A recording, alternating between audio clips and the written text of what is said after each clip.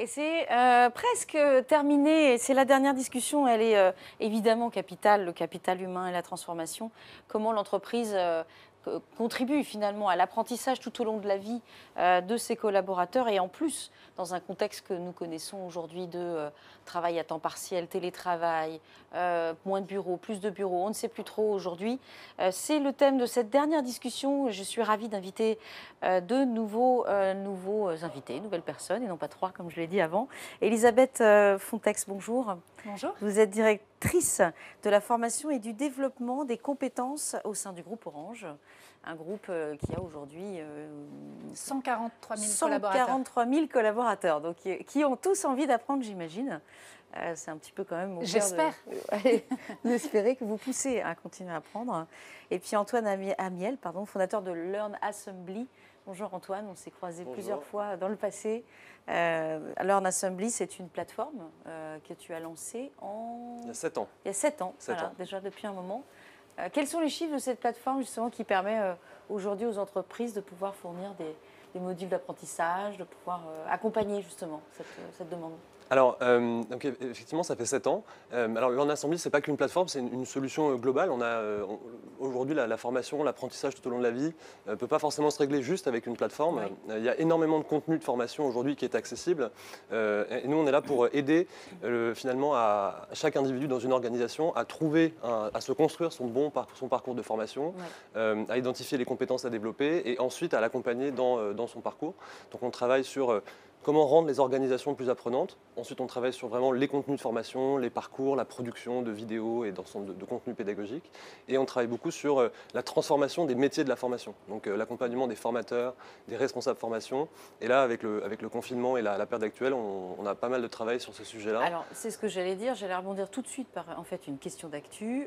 Après plusieurs longues semaines, très longues semaines de confinement, que vous a appris cette période-là, la période de télétravail obligatoire par rapport à justement ce qu'on dit, c'est-à-dire la demande d'apprendre et avoir ce temps finalement pour ça?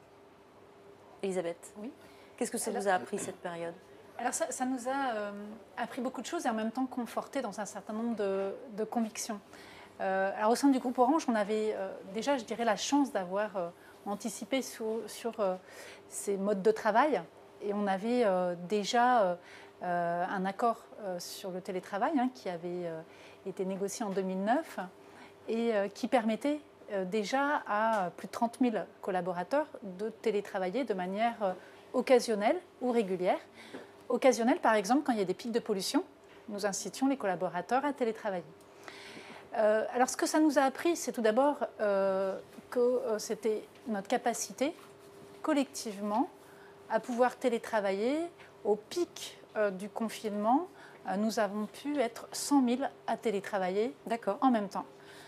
Donc là, c'était une expérience effectivement inédite, j'imagine, à une telle échelle, de télétravailler en permanence. Mais effectivement, comme vous l'avez dit, c'était un télétravail imposé. Donc pour nous, c'est une découverte de voir qu'on est capable effectivement tous de télétravailler. On a, au travers de cette expérience, pu déjà, en écoutant les collègues, les équipes, identifier qu'on a eu globalement un grand taux de satisfaction des équipes, tant les managers que les salariés, qui ont vu que c'était une manière de travailler de manière efficace, tout en se protégeant, et puis également de pouvoir trouver des nouvelles manières de travailler ensemble, là où parfois les habitudes n'étaient pas forcément ancrées, d'avoir des outils collaboratifs et des manières de travailler à distance. Donc là, on se retrouvait tous quelque part plus ou moins à pied d'égalité. Il y avait bien sûr des personnes qui avaient déjà l'habitude, mais beaucoup de personnes n'étaient pas habituées à une telle échelle. Et on a appris collectivement. Donc ça, c'est la bonne nouvelle. Ensuite, évidemment, il y a des ajustements parce qu'on a tous aussi pu voir l'impact qu'il y avait sur l'équilibre entre la vie professionnelle et la vie personnelle, où la frontière pouvait être amenée à s'estomper. On a aussi pu être très efficace dans nos réunions, mais aussi parfois enchaîner des réunions avec un effet un peu tunnel, des journées entières. Et là, au bout de quelques temps, les équipes nous ont dit il va falloir s'organiser, trouver des règles du jeu, ralentir, parce que effectivement, on ne peut pas continuer à avoir des réunions tout le temps. Et donc, ça nous a amené aussi collectivement à apprendre, et je dirais être à la fois plus efficace, plus attentif au respect à la fois de la vie privée, au respect du rythme de chacun, et à trouver quelques règles de vie qui nous permettent aussi de se dire, eh bien, depuis cette expérience, nous pouvons en tirer un certain nombre d'enseignements pour la suite. Antoine, aussi par rapport à cette période de confinement, qu'est-ce que vous avez appris chez Learn Assembly? Est-ce qu'il y a une demande, est-ce qu'il y a quelque chose de particulier, une demande particulière dans ce qui est proposé ou pas? Oui, on a observé clairement un impact très fort sur le marché. Le premier point qu'on a observé, c'est finalement de voir à quel point beaucoup d'acteurs de la formation, donc des fournisseurs de services de formation, n'étaient pas prêts. Pourtant, le digital, on en parle depuis quand même un certain temps, depuis 5 à 10 ans. Le e-learning, ça existe depuis 15-20 ans. Et beaucoup d'acteurs n'avaient pas forcément d'offres disponibles et ont beaucoup souffert et vont devoir investir massivement pour développer ces compétences-là, produire, investir, créer des catalogues de formation. Et donc cette bascule, elle va être difficile et le marché va évoluer. Et le deuxième point qu'on a observé énormément, c'est à quel point les entreprises du coup ont vraiment compris qu'il allait falloir passer à la vitesse supérieure en termes d'offres de formation, en termes d'accessibilité, en termes de diversité des contenus qui sont proposés. Et donc on a vraiment observé le besoin de former les équipes de formation, de former aussi les collaborateurs à apprendre à distance, à apprendre différemment. Et donc on observe vraiment cette envie de monter en compétence sur le sujet de la pédagogie, sur l'accès à la formation, sur notamment la question aussi de la concentration, de la charge mentale, parce que comme l'a dit Elisabeth, être devant son écran des heures et des heures, c'est compliqué. Donc il y a vraiment cette envie de passer un peu à la vitesse supérieure, avec des investissements qui sont faits pour professionnaliser le monde de la formation. Et du coup, ça a un effet très positif sur la qualité, sur l'accessibilité et sur l'envie d'apprendre des collaborateurs. Alors, je propose, pour en revenir sur le domaine learning et développement, parce que j'ai répondu de manière générale, mais plus particulièrement dans le prolongement de ce que dit Antoine, effectivement, le fait que nous avions une plateforme déjà donnant accès un large choix de contenus digitaux était aussi une formidable occasion pour un certain nombre de collègues d'avoir accès à de la formation dans la continuité, puisque nous ne pouvions plus assurer de formation en présentiel. Donc là, nous nous sommes mobilisés pour faire des programmes d'accompagnement pour aider tant les managers que les équipes à travailler à distance, parce qu'on se rend compte qu'effectivement, ce n'est pas forcément inné et intuitif, et donc il y a des bonnes pratiques que l'on peut apprendre. Donc on a fait du sur-mesure de manière agile et adaptée au contexte. Donc on a pu permettre à des collègues des équipes qui sont aussi bien en Afrique qu'en France de se former à cette manière de manager, de travailler à distance. Et ça a été très très demandé. Et depuis, on a constaté, nous, vraiment une croissance de l'appétence dans le contenu de formation digitale et de parcours qui intègrent des modules à la fois digitaux, des classes virtuelles, des webinaires. Et donc là, il y a une vraie appétence pour avoir des moments où on se forme seul, où on se forme à plusieurs, parce que c'est important aussi, la formation est aussi un moment de lien social. Et une bonne nouvelle aussi qu'on a découvert, c'est que quasiment tous les domaines de formation pouvaient être enseignés et partagés à distance. Alors c'est ce que j'allais dire, j'ai le sentiment, au travers d'actualités récentes ou un peu moins récentes, mais on vit quand même là aussi une accélération, pas une révolution, mais une accélération du e-learning et de la demande en fait en ligne. Est-ce que c'est à mettre en lien avec la fourniture de services, les différentes offres qui se lancent, le fait d'être simplement un peu plus chez soi, ou en tout cas d'avoir une organisation autour du travail qui est différente. Est-ce que vous partagez mon constat que l'e-learning, c'est-à-dire le fait d'apprendre à distance avec une abondance de contenu, de typologie de contenu et de formation est là? Oui, clairement, il y a clairement une accélération. Je ne parlerai pas non plus de révolution, mais il y a une accélération. Et en fait, il y a beaucoup de phénomènes qui ont préparé cette accélération. La première, c'est que l'emploi a évolué, la nature même des emplois a évolué. Et donc, cette prise de conscience, elle est arrivée progressivement un peu partout. Et donc ça, c'est une réalité un peu sociétale. Le deuxième, c'est que les réformes de la formation ont quand même facilité les choses. La formation en France, c'est très administré, c'est très bureaucratique, c'est très, normé, très compliqué. Moi-même, je ne comprends pas tout encore. Et donc, il y a quand même eu une réforme qui simplifie l'accès à la formation, qui rend un peu plus l'individu acteur via le CPF notamment, même si c'est pas encore, tout n'est pas encore simple. Enfin, voilà, clairement, ça joue. Et puis, le dernier point, c'est que technologiquement, on est beaucoup plus prêt qu'avant. Les plateformes vidéo fonctionnent bien. Il y a 10 ans, il devait exister peut-être 10% de l'offre aujourd'hui de formation digitale qui existe aujourd'hui. Donc, il y a une offre pléthorique, gratuite, payante. D'ailleurs, souvent pas trop en anglais, il n'y a pas souvent localisé ou adapté au monde français, mais en tout cas voilà, elle a le mérite d'exister et parfois on arrive même à l'effet inverse où les gens sont noyés sous l'offre et où ils ont du mal à savoir où trouver des bons contenus, comment finalement faire le lien avec la réalité de leur emploi ou l'évolution de leur emploi. Ouais. Et donc il y a bien sûr cette maturation du monde digital et je pense que la prochaine étape, ça va être comment on aide chaque individu à se construire son parcours professionnel, à identifier les bonnes compétences, à apprendre à se former. Parce qu'aujourd'hui, on peut dire que l'offre est là, ou en tout cas elle tend à être là. Pas dans tous les domaines, dans des secteurs où la pratique, où le côté manuel est essentiel. Évidemment, l'offre digitale, elle est beaucoup plus restreinte que sur les soft skills ou sur la blockchain ou des sujets qui sont voilà, plus accessibles au digital, forcément. Il y a une chose qui me frappe, moi, mais j'aimerais avoir vos précisions parce que je ne suis pas sûre de la réponse. Est-ce qu'il faut bien faire la différence entre le fait d'apprendre et de continuer à apprendre de la remise à niveau? Aujourd'hui, les entreprises, notamment sur des profils techniques, sur des métiers qui nécessitent d'être toujours à la page, font bien cette différence. C'est votre constat aussi? Il faut faire la distinction entre l'apprentissage et la remise à niveau ou la mise à niveau? Je pense que oui, il y a clairement cette distinction.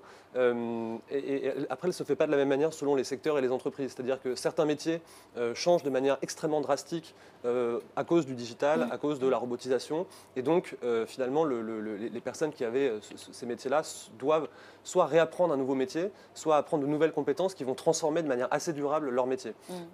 Et donc, ça, c'est clairement une tendance. Et après, le deuxième, c'est finalement plutôt une forme de, je dirais, de curiosité ou d'état d'esprit. Donc la capacité à rester en permanence ouvert, en veille, à s'auto-former un petit peu toutes les semaines. Donc là, on n'est pas dans des logiques où on reforme massivement des personnes dont l'employabilité est un peu menacée, mais c'est plutôt un état d'esprit, des habitudes. Et ça, cette culture-là de la formation et de la formation tout au long de la vie, oui, elle se développe vraiment et on le constate. Comment vous la perfusez, cette culture alors chez Orange. Pour rejoindre, effectivement, on sent une grande appétence et je dirais quelque part notre rôle est de plusieurs ordres. C'est à la fois accompagner tous les collaborateurs qui ont une curiosité et d'encourager à vouloir apprendre pour effectivement toujours être dans une logique de progrès, d'amélioration.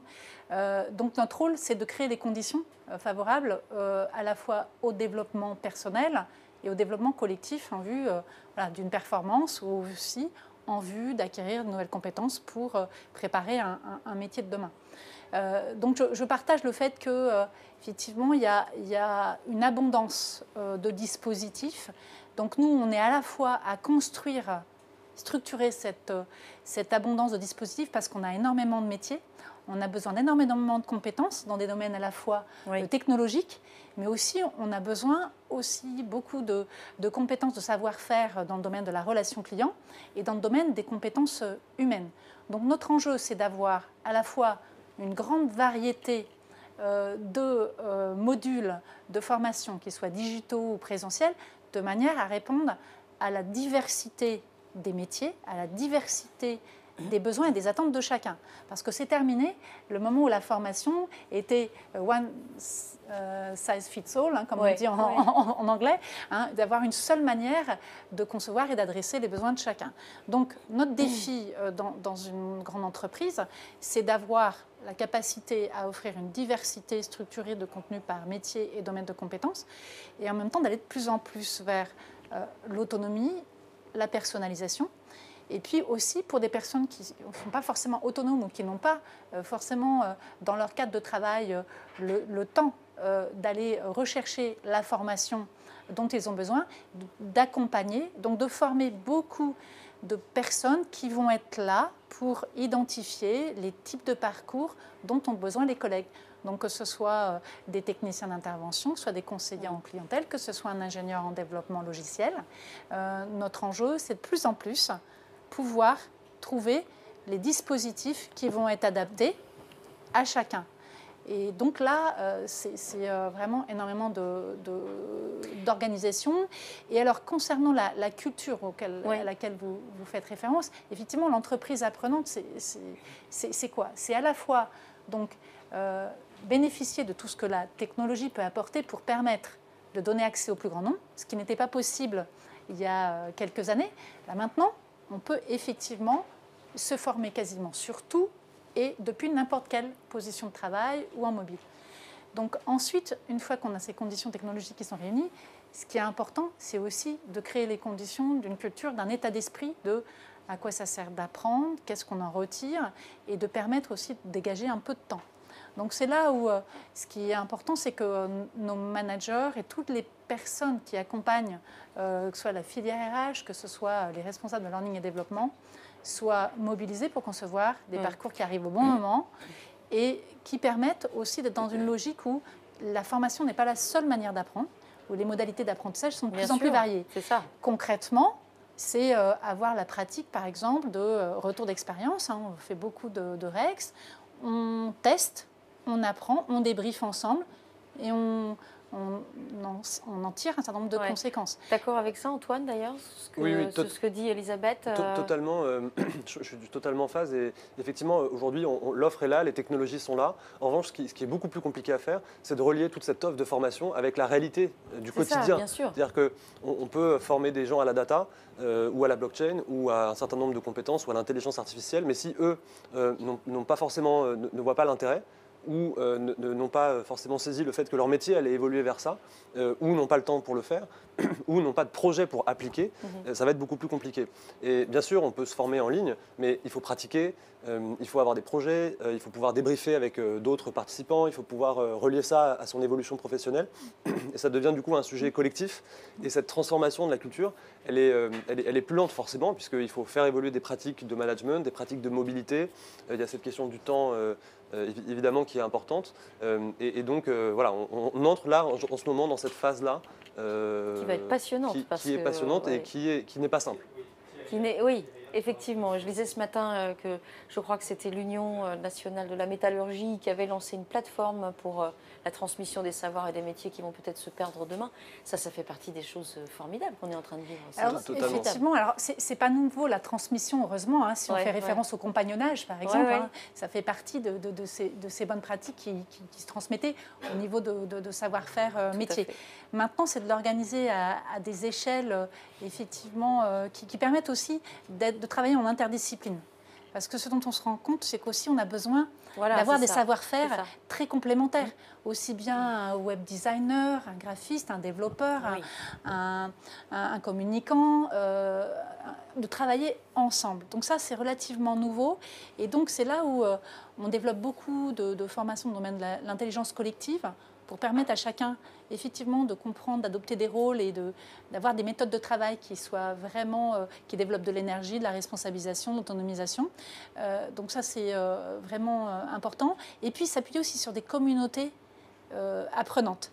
C'est-à-dire que ce qu'on voit, c'est que les réseaux sociaux sont bien sûr entrés dans l'entreprise. Et donc, la transmission, le partage, ça fait partie aussi de ce qu'on encourage au travers de nombreuses communautés apprenantes. Nous, la première communauté qui nous a beaucoup aidé aussi pendant le Covid, c'est la communauté des managers. On a plus de 6000 managers qui sont connectés dans ce premier réseau social de l'entreprise, dans lesquels ils peuvent aussi bien faire du co-développement, faire des webinaires sur des thèmes, échanger sur des pratiques. Et c'est ça qu'on est en train de construire, c'est ces communautés apprenantes et de leur permettre de pouvoir, entre elles, interagir, pratiquer et nous créer des conditions pour que petit à petit ce partage prenne forme. Je vais être obligée de conclure avec vous. Tu veux dire rapidement un dernier mot, Antoine? Oui, un dernier mot sur ce sujet de la transmission des métiers. Oui. Effectivement, moi, c'est un sujet que je trouve passionnant. On a fait des programmes avec des entreprises qui avaient des personnes qui partaient à la retraite et dont elles souhaitaient capter le savoir et le transmettre. Ce qu'on observe également, un peu la limite, c'est que, et c'est aussi ça la limite de la formation, c'est le problème de l'attractivité du métier. C'est-à-dire qu'aujourd'hui, souvent, il existe des formations, il existe des financements pour se former à certains métiers, mais l'image du métier est mauvaise, ou alors il n'y a pas d'emploi concrètement dans un territoire ou dans un bassin d'emploi sur ce métier. Et donc, on a une offre, on a des financements, mais il n'y a pas forcément de candidats, ou alors il y en a, mais ils ne trouvent pas un emploi durable. Et donc, la durabilité de l'emploi et de la compétence, c'est un vrai sujet. Et il y a aussi un changement d'image à faire sur certains métiers et sur la formation en général, qui reste perçue comme un peu bureaucratique, pas forcément très fun, aussi un peu lié au côté scolaire, où on a de mauvaises notes. Ouais, donc il faut aussi changer cet état d'esprit. académique et des choses. La vision un peu académique. Donc voilà, au-delà de la techno et de l'offre, il y a un peu cet état d'esprit qui va évoluer et qui est en train d'évoluer, mais il reste un peu de boulot encore. Il y a du boulot, c'est ça qui est bien, c'est la bonne nouvelle. Merci beaucoup Antoine et merci Elisabeth pour ce dernier Transformation Talk. Je vais retrouver tout de suite après ce jingle le grand Thierry Happ et Julien Lévy aussi, vous verrez. À tout de suite.